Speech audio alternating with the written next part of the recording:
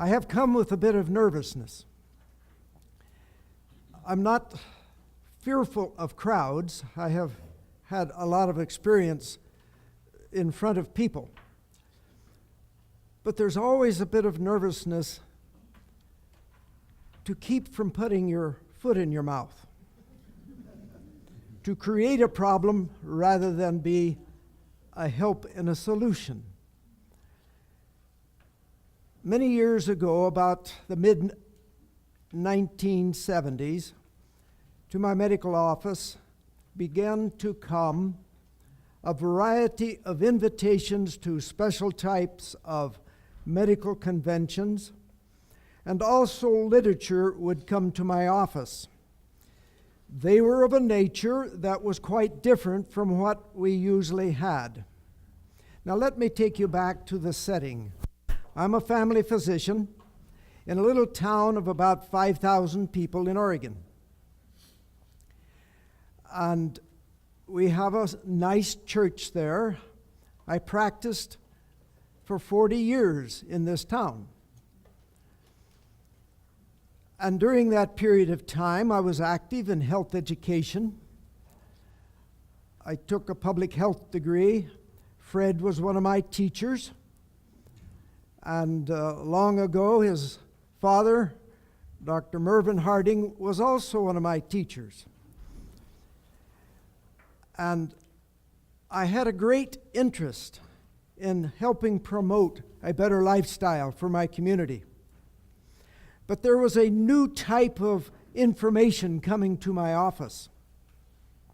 I did not really understand it. I had a lot of questions about it. And then when President Nixon went to China, when he came back, the great interest in acupuncture swept the country.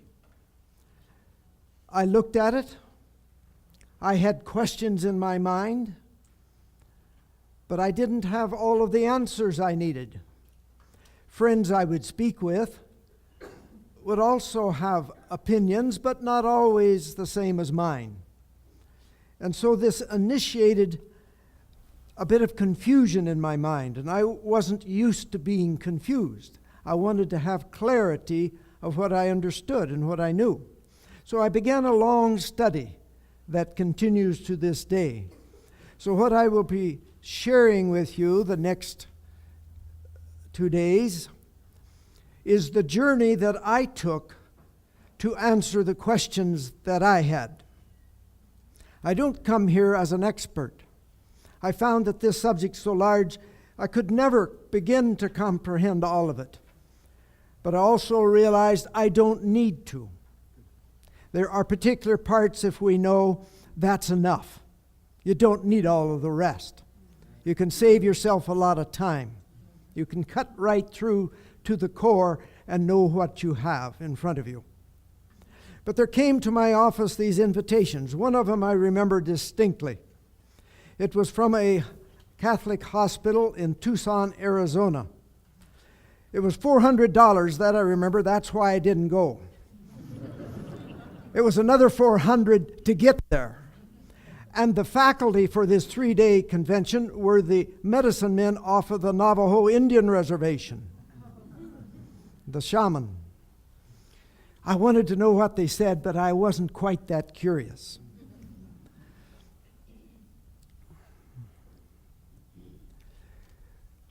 As I began to continue the study, to explain to myself what some of these modalities, these treatment methods that were showing up all around and being advertised, I began to have a feeling that I didn't want to have a part of them. I had already chosen not to. I hadn't seen any miraculous healings. Oh, people said, yes, my pain went away, but I hadn't seen diabetes disappear or arthritis truly disappear and stay away. I hadn't seen this. So I wasn't convinced that they were too valuable for basic disease. But as time went along, I said, well, perhaps there's something there. The devil knows about good things as well as the bad. Perhaps he has taken something that really works physiologically and has taken it as his particular method and spread it far and wide. And so I parleyed with this for a number of years, actually nearly 20 years, that I did not take a solid stand as to what I believed these modalities to be. And one day I said, how long can I go? How can I go forever and not take a stand in my own mind? Never mind in the mind of others. And I thought of the verse that I will share with you. Be not unequally yoked together with unbelievers. For what fellowship hath righteousness with unrighteousness? And what communion hath light with darkness? This is in 2 Corinthians, the 6th chapter. And what concord hath Christ with Belial? Or what part hath he that believeth with an infidel? I thought of these verses, and here I stand undecided in my own mind. Another verse, an experience came to my thoughts. I had the privilege one time of my wife and I standing on the heights that are proclaimed to be where Elijah met the prophets of Baal.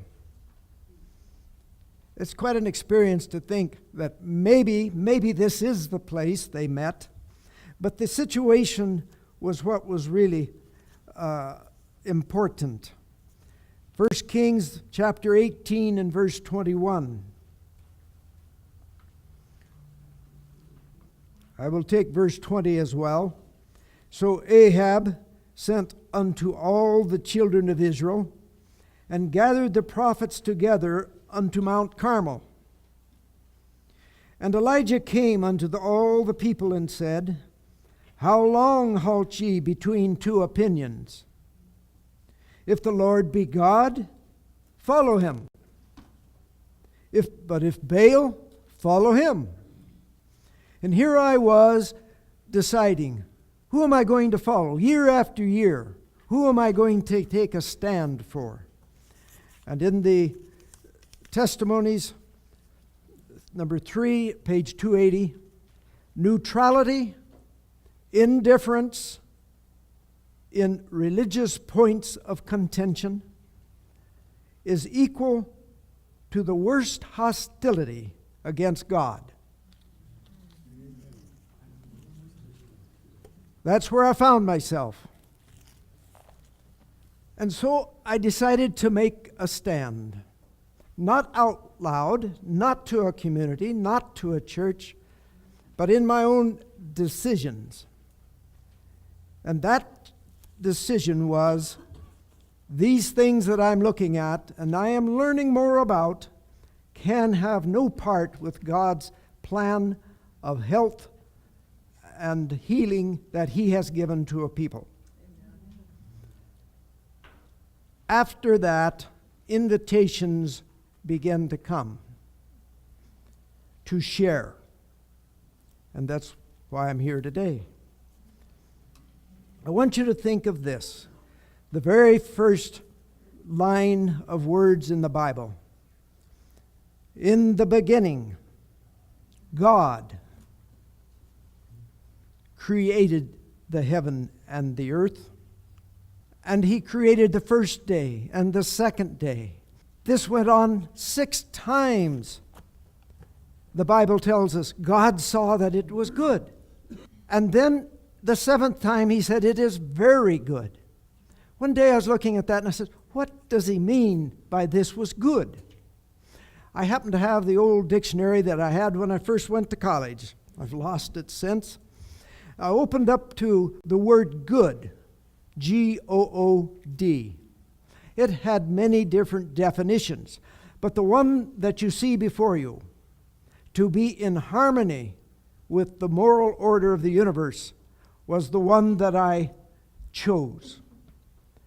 This seemed to answer the question I was asking. What does this mean? Why did God put that word through Moses' mind, to put it in the Bible, to be in harmony with the moral order of the universe. And what does it mean to be in harmony with the moral order of the universe? If you go to Desire of Ages, you'll find that in the creation, every plant, every animal, every bird had association with others. There was a great ecology of the universe. The grass, the tree, gave forth gases that we consume as oxygen. They take our gases and make a plant. And throughout this universe, this word God meant all that God created, including man, was in perfect harmony with his spiritual and his physical laws of the universe. And so the great law of love of the universe, God gave to the Son, who gave to the created beings, and they, sharing this love one between another, give back to Christ that love, and to the Father, and this is the great circle of beneficence, that is the law of life for the universe. But there became some discord in heaven. There was one of the created that began to think he had life within himself. This is interesting. Just the other day, I read again that chapter, and I saw that word where Satan actually began to think this beauty he had, this power he had, came from himself. I had read it before, but never thought on it, because it fits well in what we're going to be covering in the next few days. He wanted to be God. And so everything he did to bring attention to himself, to direct the love that should have gone back to the Son and to the Father, to him. He broke the circle of beneficence. He brought discord. Then we find this fallen angel at the tree of knowledge of good and evil. Remember, not just good and evil, the knowledge of good and evil. Here was this tree set apart to test man. And Eve had been told not to venture near it, stay with Adam, but she found herself there. She placed herself on Satan's ground. A cardinal principle to remember tonight. Placing herself where his power could have access to her. She did not recognize this serpent as a medium, a means by which he was accessing her. This is another cardinal principle. We often don't recognize the medium that is being used. And then she parleyed. She contended. And when you do that with the devil or his agents, you do not win. A cardinal principle, you do not get into an argument on those conditions. You will lose. I will lose. No matter how much I may study and understand, this power that he has deceived angels in heaven, deceived Eve in an unfallen state, and I, in my 6,000 years of degradation time, my state, have no ability to parley with the devil. And then the most devious part of this is how 99.9% of truth with 0.1% error can cause my fall. If I have a bottle of beans or some vegetable that's been cooked and it has botulism in it, let me skim the top off. Let me boil it first. I'll skim the top off, and then I'll share with you when you come to dinner this vegetable. How safe are you? The boiling doesn't touch it. And it's all scattered through there, although it's in minuscule amounts. It's deadly poison. And you can't separate it. This is a cardinal thing to remind. He has his methods, his ploys. But always say, I'm going to take the good out of it. How? Is there any good? The lie that he told then is the foundation principle of paganism. You shall not die.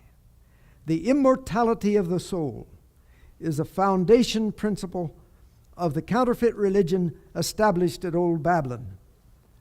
He says, you'll become wise like gods. You become a god. And that lie continues daily around us at this time.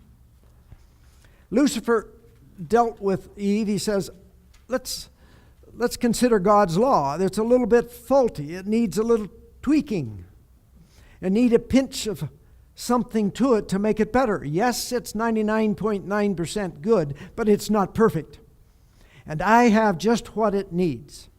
And that is called self, which is a synonym for evil.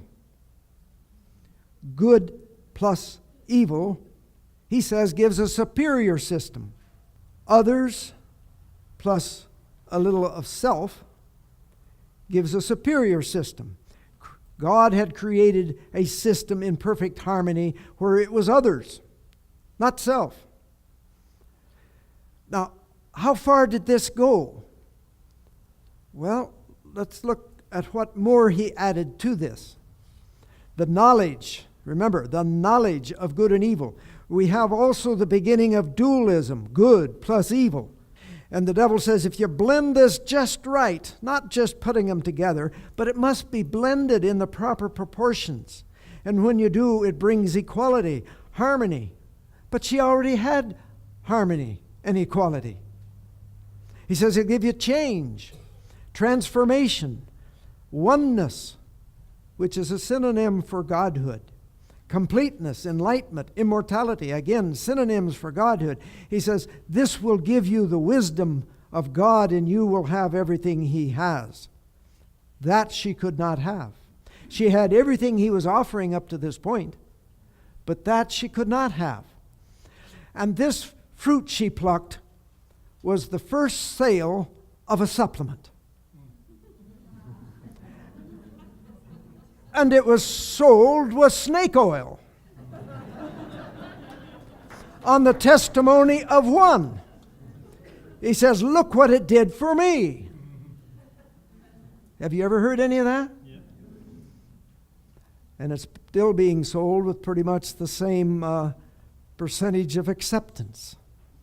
But this is the first supplement, a promise on testimonials.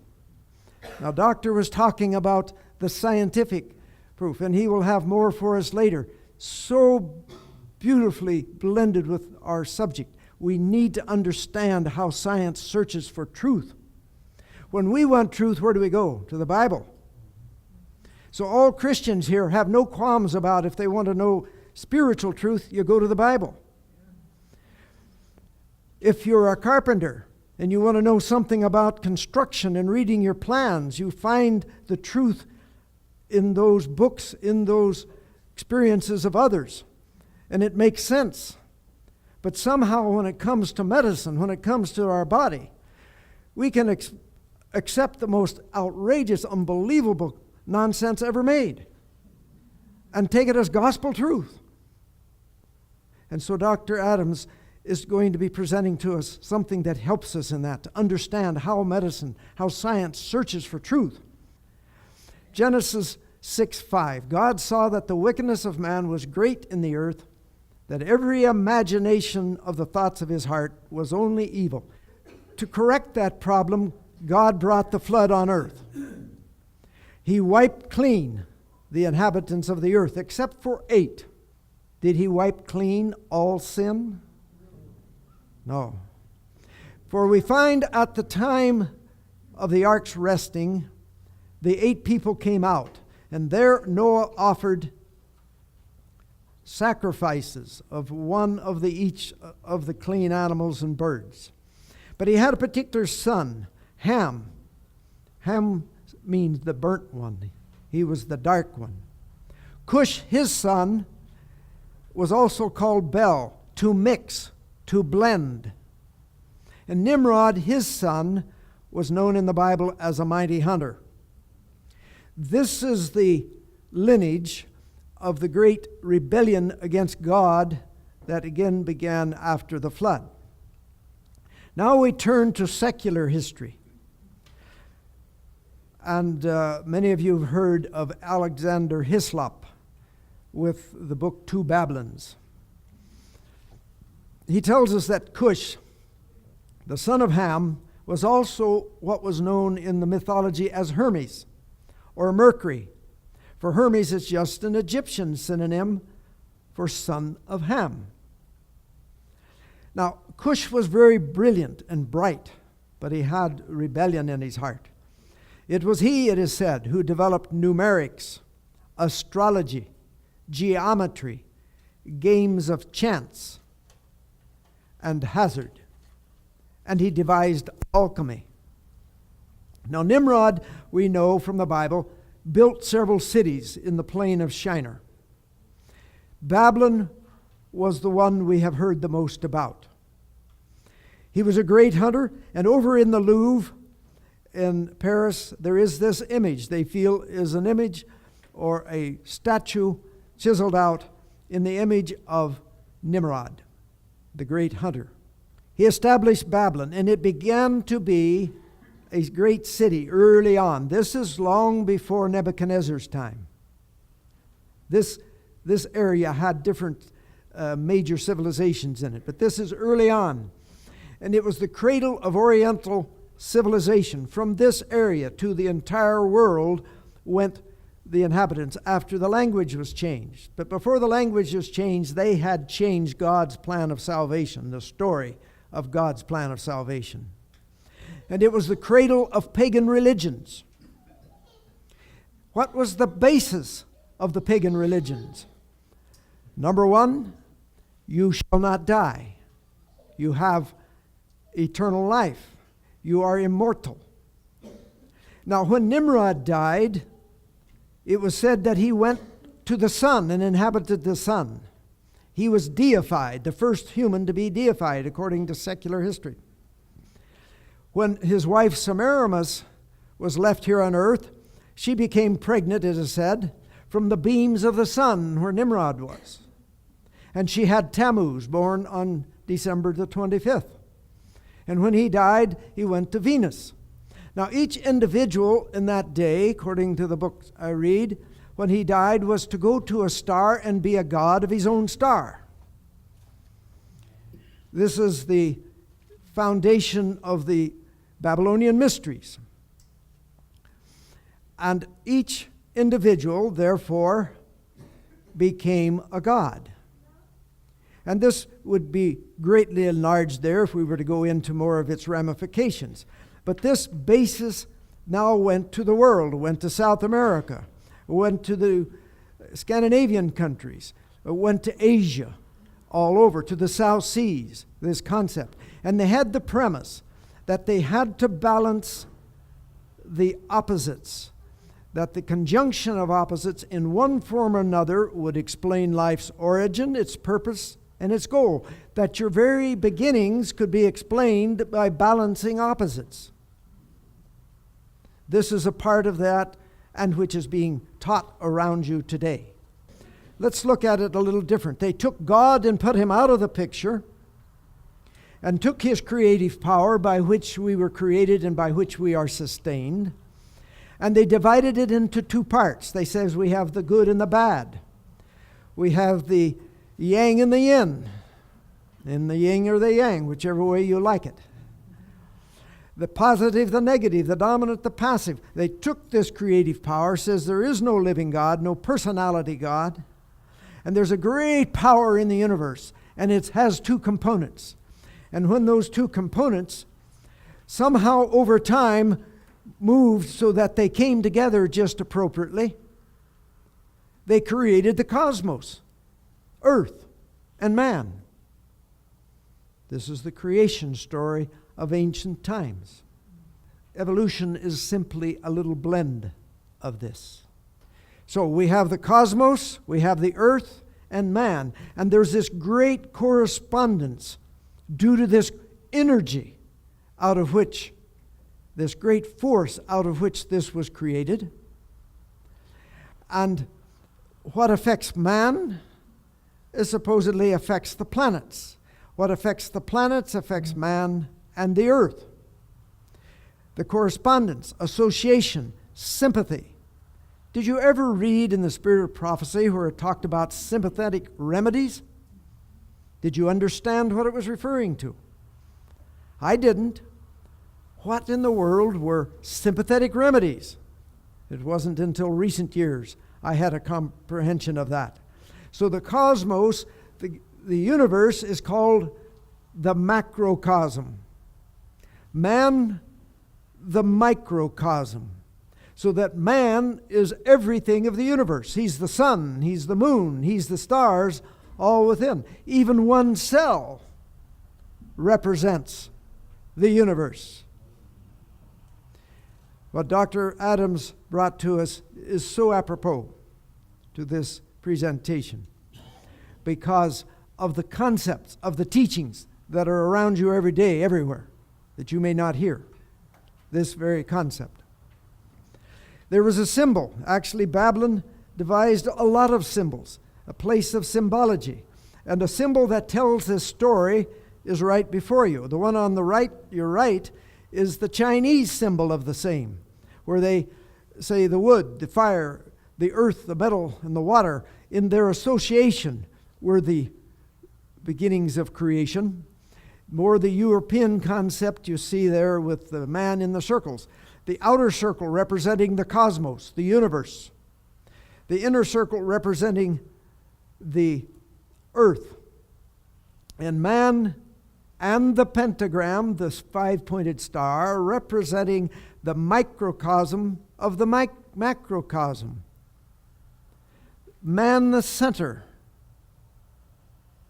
Having all of this supposedly come from the same energy, devoid of a living personality God. The universal man. Another book I took this same symbol from, Surlot and Symbols of Mythology. It says, a mirror of the world, man, and this symbol, a mirror of the world, a microcosm of the macrocosm. Man, as conceived in astrology, reflects the rhythms and structures of the universe in the same way as the universe mirrors the rhythms and structure of man himself. Now, the next sentence, don't miss this one. Everything is part of everything. This will come up as we deal with other subjects in this whole subject later on. Man is a part of everything, and everything is a part of man. There is no separation, and it's called divine. One of the secret societies, the Rosicrucians, have as their alchemical symbol this particular mandala, which gives you a representation. Here we have the celestial representation of the celestial kingdom. And if you look at this lion down here, it has two bodies and one head. This individual has a dark part and a light part, dualism coming through. And here man is representing the sun and the feminine aspect, the moon. And then if you were to get into all of the signs and symbols, this is a common representation of this philosophy, of this theory, hypothesis actually, of the origin of man. And out of this came the zodiac. A zodiac is a tool to apply this philosophy to the life of man. The horoscope and all of that comes from the zodiac. But behind the horoscope, we go back to the great picture that we were created in the astrological concept of energies being blended together. The Chinese creation story. The yang is positive, transformed by contact with the negative, the yin. So water, fire, wood, metal, and earth are produced. These five elements diffuse harmoniously and evolve into 4 seasons, which proceed on their course. The two forces of maleness and femaleness reacting with and influencing each other, bring myriad things into being. Creation follows generation, and there is no end to changes and transformations. This is the Chinese story of creation. Their entire story is built upon astrological concepts, as is the Hindu and Indian story. From this self is referring to that energy we talked about. From this self, verily, space arose. From space, air. From air, fire. From fire, water. From water, earth. From earth, herbs. And from herbs, food. And from food, man. Now, most of us are not used to thinking in these terms. It's a little strange. It doesn't make a lot of sense. But they're not talking, these are words they're using to try to explain something that I read says, we don't really have terms to explain it. So we have to use these. And I agree with them. I don't understand it either. Now, if we were formed by the balancing of energy in the right proportions, what's the problem if we have illness and death? Well, the idea is that the energy's out of balance. So that shouldn't be a problem. If we have an imbalance of energy, it permits illness and death, and the solution is to balance the energy. And so what is present today in most of the alternative approaches to health and healing is an energy balancing, supposedly energy balancing mechanism. Hundreds and hundreds of them, but all with the same premise: balance the imbalanced energy. Now, way back in the days of Europe, Eastern and Western Europe, to balance, they used a variety of things because everything was either positive or negative. Even think of languages. Most languages we have masculine and feminine nouns. In English we don't. Herbs, minerals, temperatures, these were in the variety of either positive or negative too. And so they would use them in various ways. And let me read them. Herbs, minerals, temperatures, spells, dances, animal matter of all types, stones, liquids, relics, words spoken, words written, colors, flowers, zodiac influences, charms of all types, psychotherapy, magnetism, acupuncture, moxibustion, meditations, divination, numerology, music, sound, spirits, pictures, aromas, talismans, crystals, alchemy, foods, and many other ways used to balance, to apply in this concept. So, but then there's something different. Dr. Ernest Steed, who was General Conference head of temperance for 25 years, traveled the world, wrote a book called To Be One. And in the introduction, somebody wrote about it and pointed out that in his book he shows that this blending, this dualism of good and evil to attain atonement is the world's practice all around. Their governments are founded upon it, but only the Scriptures is the only place where he found that the way of dealing with it is to separate. You separate from sin, you don't blend it. There's no place of blending. Ernest Steed, To Be One. The book is out of print, unfortunately. I spoke with him on the phone about a year ago. And he wanted to print it again, but in the meantime, he has died. From Babylon went to the entire world this concept of dualism, of the blending of energies, east, west, north, south, carrying with them the same idea to unify the blend, and by the blending of opposites, the great philosophy to achieve life's secrets, obtain all wisdom, and ultimate oneness. The oneness, the blending, the godhood, blending of opposites. In Europe, they dealt with medicine and medical problems by doing this blending, using those variety of things I read a moment ago. But in other areas, like in the Americas, they had a different system. But dualism was still a part of it. Here you see the Indians with the black and the white stripes, the contrast. And if you'll look at that bowl at the top, you'll notice one part's dark, the other is light. You look at the bowl at the bottom, one half is dark, one half is light. That's dualism, even transported to the Americans. And all of the Indian tribes had dualism as a part of their belief system.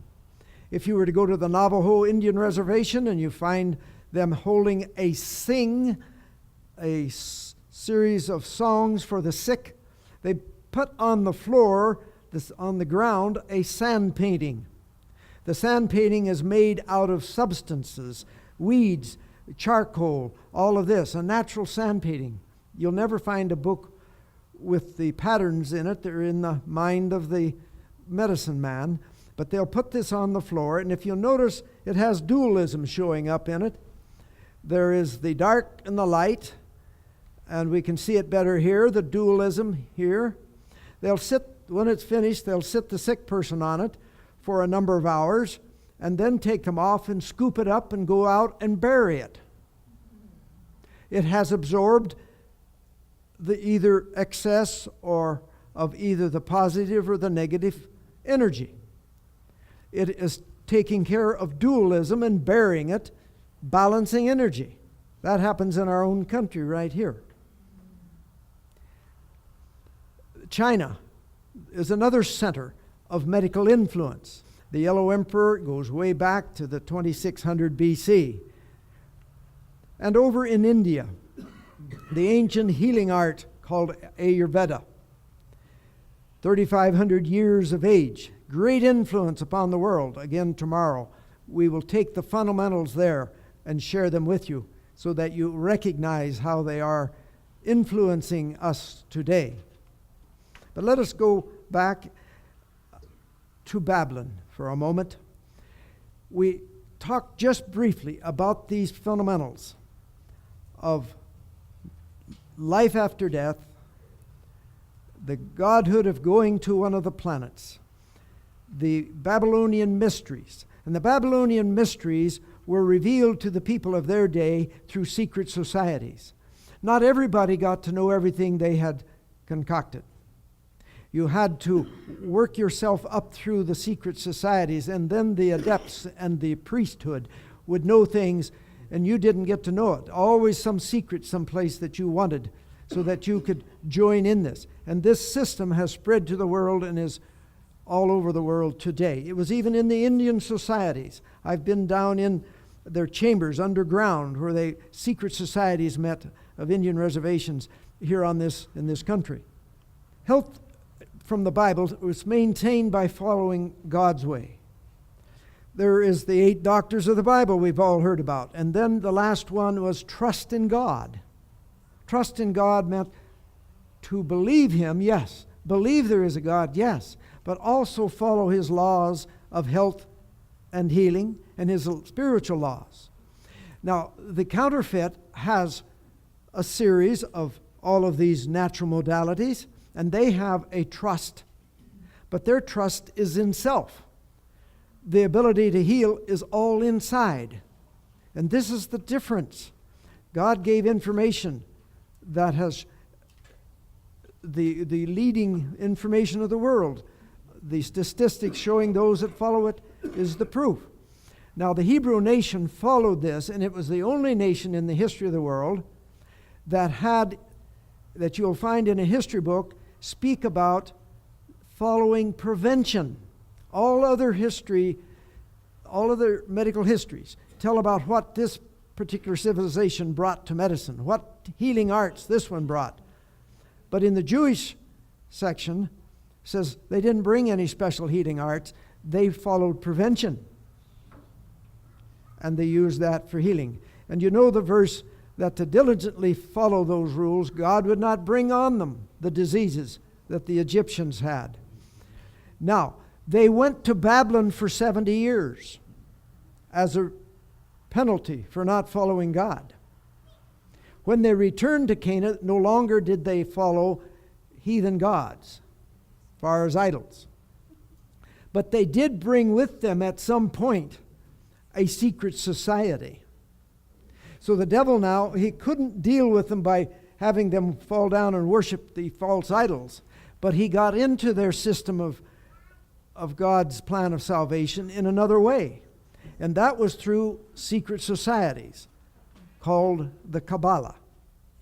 When it started, not sure, but in the books that talk about this, it speaks that sometime after the return, in the history, they can begin to find the evidence of Kabbalah.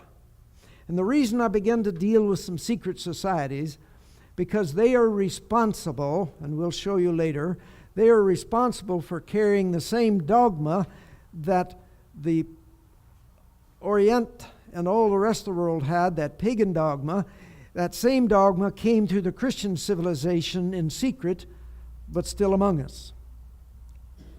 Relevant to health and healing. So the Kabbalah was formed by combining mysticisms of Babylon, Judaism, and Zoroastrianism, the Persian religion. The Kabbalah promoted mystical healing practices based on dualism. This is the symbol of the Kabbalah.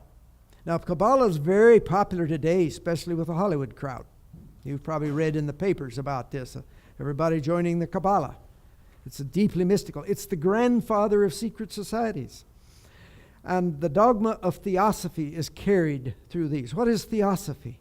Pagan doctrine given to us in our day by the Great White Brotherhood, by the ascended masters, by the devil and his demon angels, channeled to individuals, written in books called Theosophy Society. The magical system of healing they brought with them. It's the right arm of their message. And healing by alphabet letters with mysticism. The arrangement of the letters, pronouncing of letters, pronouncing of words, the ineffable name, amulets, talismans, use of mineral compounds. And here's a talisman. They would put it at the head of a bed of a nursing mother to protect the newborn. A protective talisman for the newborn against illness and evil eye.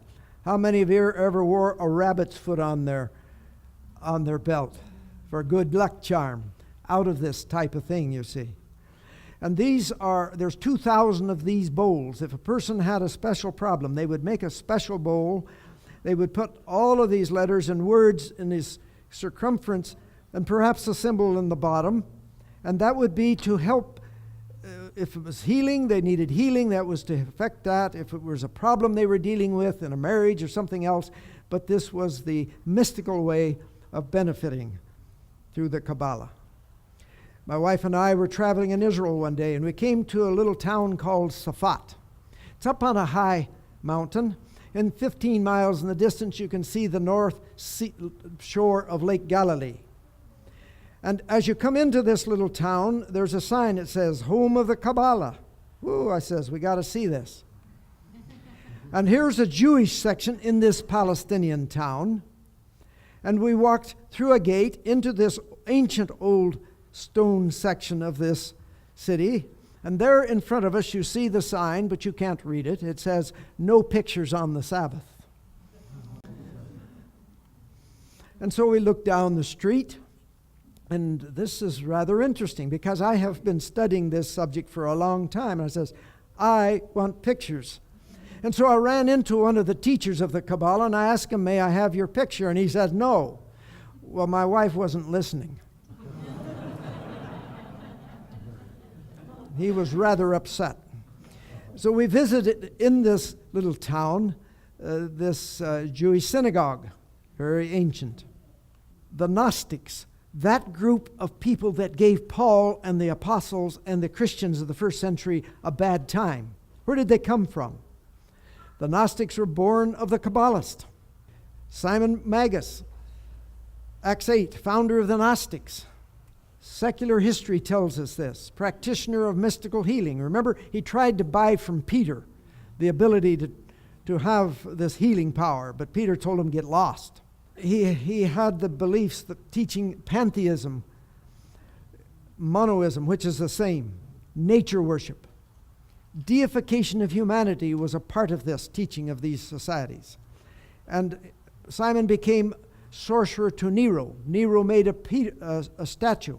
And I'm told by some authors that that one that's supposed to be Peter was originally for Simon, made of Simon. Simon Magnus requests that power from Peter, and the system of Gnosticism, which gave Christianity such a bad time. The Nicolantes that was written about, really a part of those. Gnostics infiltrate Christianity and cause confusion. Now, morals and dogma, this is kind of the Bible of the present day Masonry books, contains 40 pages explaining how Gnosticism is involved and related to Freemasonry. Again, my point is carrying through the Christian society the story of health and healing. My subject isn't just the secret societies, but the carrying through in our midst, wondering where did it come from? And this book speaks to the origin of Gnostics being out of the Kabbalah and Eastern religion. And 40 pages showing the relationship to Freemasonry. So if we follow certain of these organizations down through time, the Kabbalah is considered the oldest. Gnosticism, Manichaeism, which followed Gnosticism out of Persia. Various Islamic ones, the Sufi, the secret societies there, Knights Templars, Rosicrucians, and Freemasonry. Now, let's go a little further. Luciferian occultism controls Freemasonry. Luciferian occultism is therefore not a novelty, but it bore a different name in the early days of Christianity. It was called Gnosticism, and its founder was Simon the Magician. This is from the Grand Orient Freemasonry Unmasked as the secret behind communism. Let's look a little further. Subverted Christianity for 2,000 years. The goal is to pervert Christianity, and the healing is the right arm of the message. What is the right arm of our message? Healing. Satan hasn't missed a point. And it attracts people to theosophy, this subject. It promotes Luciferic worship in a disguised form. I took this graph and I have written permission from the author to use it in the book I've written. This is by Gary Kaw in Route to Global Occupation. He had a very clear understanding of this. I was amazed. The ancient mystery religions, starting with Babylon, went, as you see there on your left-hand side, those boxes for Babylon to Persia, Greece, Egypt, India, the witchcraft, sorcery, divination, Africa, even these new spirituality, technology. So we have the Eastern religions, the Eastern mysticism. And down through the West, carried through these organizations we've mentioned, is carried the same knowledge. And during the time of the French Revolution, a new spirit came out. Revelation 11 speaks about the beast out of the bottomless pit. It had a special message. Although it did not control France for very long, it went underground, and Mrs. White tells us that same spirit, that same message, will cover the earth at the end of time. And it has covered the earth now. And what is that message? Well, Marxism came out of it, straight out of it. Many other institutions, but I want you to look there at the Theosophical Society, right down here. That is a society that is teaching the very basic doctrines. It's a society that has been the leading one to present much of this confusion in medical treatment that we know about. Theology of the secret societies, based on dualism, good and evil. Lucifer is God, the God of light. This comes right out of their books, not something we've written up, but right out of their very writings. Lucifer is God of light. Adonai, Jesus, is a God of darkness. He promotes Luciferic worship by use of signs and symbols, and healing practices used to attract people to the Theosophy doctrine by Albert Pike. He was the supreme leader. He was in 1800s from the South. Revelation 11 we spoke about. There's this movement, this not only atheistic, but the very spiritualistic movement of that particular period of time continued. Now, it lost control of the French government, which it had for a while, and the reign of terror you know about. It then moved out into multiple secret societies. I have graphs at home that just, you can't imagine how many secret societies. The person that made these died in 1922. But at that time, it was just amazing, the variety of organizations carrying this message of humanism, socialism, communism, all to pervert Christianity. And out of that came Theosophy. Napoleon put a stop to it controlling the government, but this is the comment Mrs. White made, that men are unfallen demigods, the doctrine of spiritualism, Theosophy, and that each mind will judge itself, the worldwide dissemination of the teachings that led to the French Revolution, all are tending to involve the whole world in a struggle similar to that which convulsed France. If we had time to go into some of those specifics of the teachings, you would say, I now see what's happening in my schools and every other thing. We have just a few more moments and we'll bring this to a close. But I want to tell you about the Theosophy Society, what I've learned. I contacted a man recently and had a long visit with him. He had been a leader of a Theosophy Society in California. I wanted to check some of my comments for accuracy. Helen Blavatsky and Henry Olcott here were in the United States in 1875, and they formed this society. But they were spiritualists, and they had received messages from ascended masters to form this society, and they were told to go secret for 100 years, and that they did. And they were teaching this pantheism, monoism, nature worship, secret for 100 years, and then in 1975 they came out in the open. In 1990 they celebrated their 15th birthday. And this is called the New Age movement. They're the power, the wisdom behind that movement. The first leader was Helen Blavatsky, co-Mason member in France. At that time, women could be a part of Masonry in France. Paris had 250 Mason lodges, and there was the Women's Lodge. When Helen Blavatsky, who received her information from the ascended spirits, or actually from the devil himself, when she died, Annie Besant, who had been co-Masonry vice president in France, she took over. When she died, an American, Alice Bailey, became a member, and she was visited by a spirit that says, "Will you write for me?" And from 1919 to 1940, I think it was 19 books channeled, written, which are the foundation for the New Age. In that, the health and healing is a component. This is Alice Bailey. By this guidance of spirit guides, they speak of the great white brotherhood, which is the ascended dead, but actually the demons, Satan and his demons. This is, in many books you find this. I, in my office, began to receive a journal one time in the 1970s, or early 80s. The New Age. It was a very expensive journal, all about holistic medicine. I couldn't find where it came from. It didn't list it. And then it came in another name, East-West. Remember those, down through those secret societies, through the West came certain information, and then through paganism, and then when Hinduism began to join in the West, we have East-West. And so this term refers to that blending of those two. I couldn't figure out where it came from.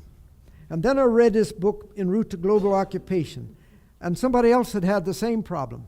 But they were able to get a letter to the editor saying, "I want to advertise in your journal." And the article that came back, or the letterhead that came back, is from the Supreme Council the 33rd and last degree of the Masonic Lodge. Now I knew where I had received my, just down the road a half mile from my office is the Oregon's headquarters of the Masonic Lodge.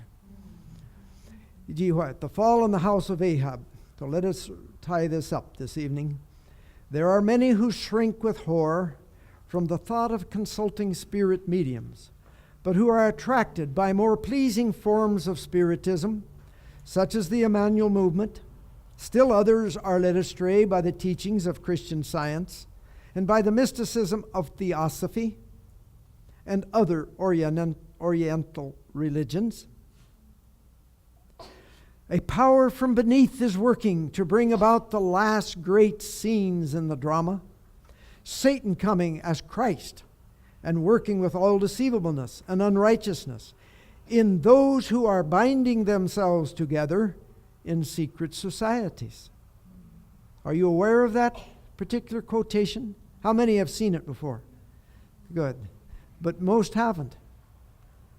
Today, the mysteries of heathen worship are replaced by the secret associations and seances, the obscurities and wonders of spiritualistic mediums. The disclosures of these mediums are eagerly received by thousands who refuse to accept light from God's Word. And through His Spirit, believers in spiritualism may speak with scorn of the magicians of old, but the great deceiver laughs in triumph as they yield to his arts under a different form. From a book, not from a critic of these organizations, but from either a participant or at least one in writing his books is paying honor to them, by Michael Howard, The Occult Conspiracy. He tells how these organizations have been involved in background of governments down through time, especially since the time of French Revolution. A very important work of the secret societies has always been the ultimate unification of world religions. What's their right arm? Health and healing. What's their motive? Unification of world religion. This aim was based on the restoration of the pre-Christian mystery tradition, which had been persecuted by the early church, forced to go underground in medieval Europe, and the recognition that all religions had originated in a universal spirituality referred to as the ancient wisdom, Babylon. Last sentence. It forms the basis of the ancient Egyptian mysteries, Gnosticism, esoteric Christianity, the Kabbalah. Now that's not misspelled. It's spelled many ways, the Kabbalah. The Hermetic tradition, alchemy, and societies such as the Templars, Freemasons, Rosicrucians, the occult doctrines of geomancy, alchemy, astrology, and sexual magic taught by these secret societies were used as a symbolic metaphors illustrating the progression of the individual from the material darkness to the spiritual light of understanding. They are carrying and have been the power to bring in these mystical type treatments known as alternative medicine today.